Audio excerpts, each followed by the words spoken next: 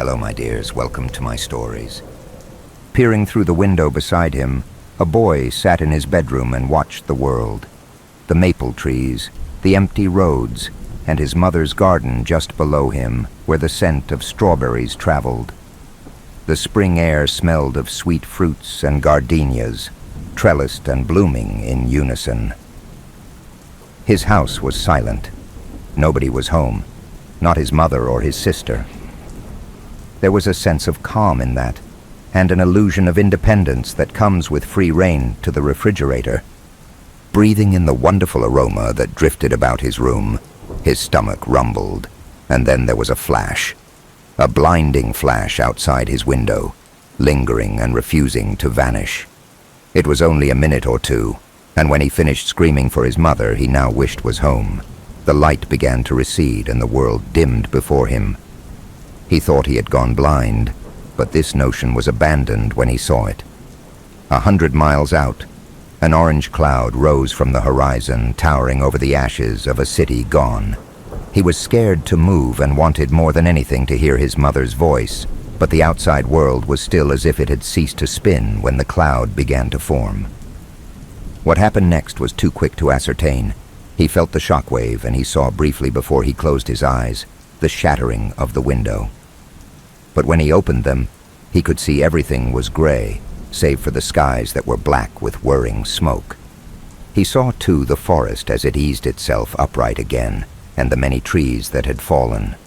All around town, car alarms went off, but they were drowned out by the sound of the sky tearing itself apart.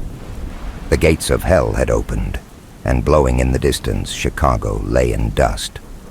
Through his broken window, the boy waited for ruin and the unsure return of his mother. It was a violent domestic dispute in a campsite several parcels over from us, and by the time it was pre-dawn, the sheriff had been called. The instigator, alleged, parked his truck 20 feet from our campsite in the middle of the night and fled. The armed sheriff had been looking for him when he walked around our tent and shined his flashlight into our tent. Had either my husband or I decided we were in mortal danger and rushed outside with a weapon, we would have had a bad situation. My husband and older children and I were camping in southern Colorado in the summer of 2020. This was a multi-state loop over close to 2 weeks, and our last site out of 4. Before dawn on our first night, in the Durango area in a federal campground, we both woke up incompletely because someone was walking around outside our tent with a flashlight. We were both acutely aware that someone was outside our tent, but we both also perceived other things were happening and realized it wasn't the time to bolt up and run outside with a gun. We discussed this later that morning, and we both were conscious, but perceived intuitively we should not react to what was happening, and so did not. It was the local sheriff walking around within inches of our tent and shining a flashlight into our tent. The sheriff didn't address us, wake us up, or ask any questions. Late the night before, as we were going to sleep after pitching camp after dark, we heard loud screaming and arguing. My husband just assumed it was a party of drunk people, and I remember him telling me to go to bed with the girls and not to worry. It was a violent domestic dispute in a campsite several parcels over from us. And by the time it was pre-dawn, the sheriff had been called. The instigator, alleged, parked his truck 20 feet from our campsite in the middle of the night and fled. The armed sheriff had been looking for him when he walked around our tent and shined his flashlight into our tent. Had either my husband or I decided we were in mortal danger and rushed outside with a weapon, we would have had a bad situation. Hi, Benji. In regards to your brief telephone call yesterday, and followed by a sleepless night, I wanted to email you to express my feelings, as I would become too upset to talk in person. You rang me angrily, spewing insults, calling me horrid names, and said the art was too dark, and this really hurt and saddened me. You've stolen my time by weeks of work, and now you refuse to pay or even expose my art to your millions of followers. I have my notes. You confirmed these in person. You asked for a custom piece, a realistic rose, with a single thorn on the stem, a tinge of red as if just pricked by a delicate finger. I followed your instructions down to the last dot, I mixed colors I never thought could stand out as bright as they could. I worked tirelessly to perfect every stroke. The end result was simply stunning. A bright red rose with a hint of morning dew, the stem slightly darkened to bring out the sharp thorn, and a single drop of blood on the delicate finger of the hand just at the edge of the page. Simple and elegant.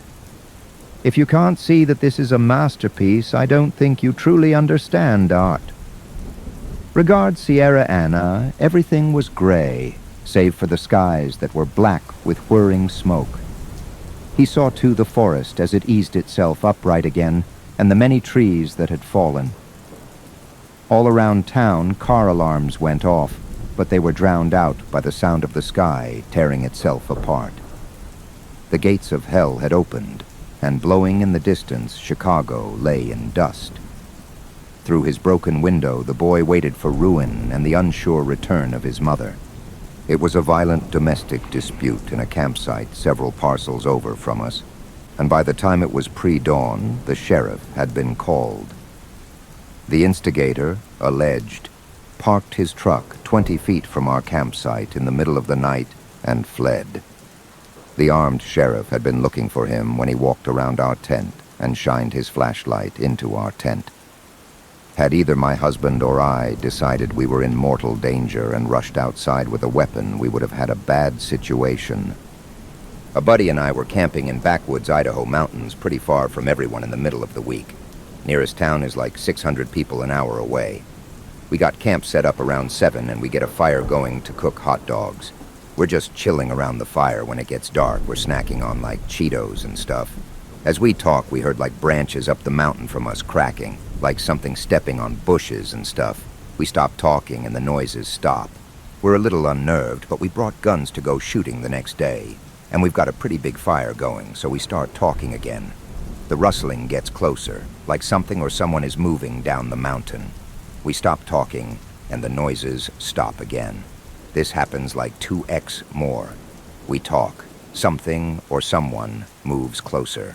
We stop. The noises stop. Finally, when whatever or whoever it was is like 200 feet away in the dark, I grabbed my rifle out of the truck and put a shot into the air. Whatever it was hauls ass up the mountainside in pitch black, like we're talking like 400 feet in 30 seconds. I don't think it was like an elk or bear or cattle. It was super eerie. It knew to stop when we stopped talking. But I don't think it could have been a person. It moved way too quick up the hill in dense brush in pitch black. We've not gone back there since. A scary summer camp story about 4 children. On the bus, the 4 boys were hoping that they got paired up with each other for a cabin. 3 of the boys had been here before, so they didn't think that anything bad would happen. The 4th boy was told by his mother that his friends were going. This boy had no idea what was about to happen. Eventually they arrive after an hour bus ride. They get paired with a few idiots, but they beg the counselor to put them all in one cabin. They put all their stuff down. First activity, something was off. The counselors were late and 2 of the campers still haven't come yet. This activity was fishing. The counselor finally got here. He cast his fishing rod in and got something immediately. He reeled it in and it was the head of a camper. The counselor told everyone to get back on the bus ASAP. Of course, the children were traumatized. They all got home, but 4 years later, the kids are 14 years old.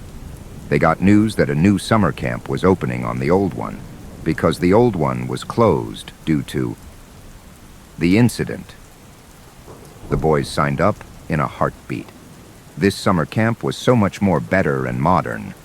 After the fishing activity, it was time to sleep. The boys talked about the last time they went fishing 4 years ago. The oldest one pulls out a Ouija board. The others freaked out, screaming at him to put it away. The boy reluctantly agrees. In the middle of the night, one of the boys are pissed off when they wake up to the boy playing with the Ouija board. The boy tosses him a bag of Sour Patch Kids. "Take this and don't tell them," they asked. "Where did you die?" The Ouija board spells out, "Trail 4. The older boy goes and puts on his jacket without saying a word. "What? Where are you going?" He leaves the cabin without saying a word. The boy decides to follow him. He is heading to Trail 4. The boy that is following the other boy steps on a crunchy leaf and the other boy looks back. The boy clearly sees him, but continues walking anyway. He goes to a tree and sees a figure. It looked like Groot, but it wasn't. This was much more disturbing. It had black eyes and a black mouth with a black liquid coming out. It started making a noise and set itself on fire. The fire spread quickly, the counselors came out, but they had the exact same face as that creature. They were following me. When I tried to run, I found my friend and he turned around. He had the same face. He ran through the fire. His final words were, "I must sacrifice, I must sacrifice, I must sacrifice."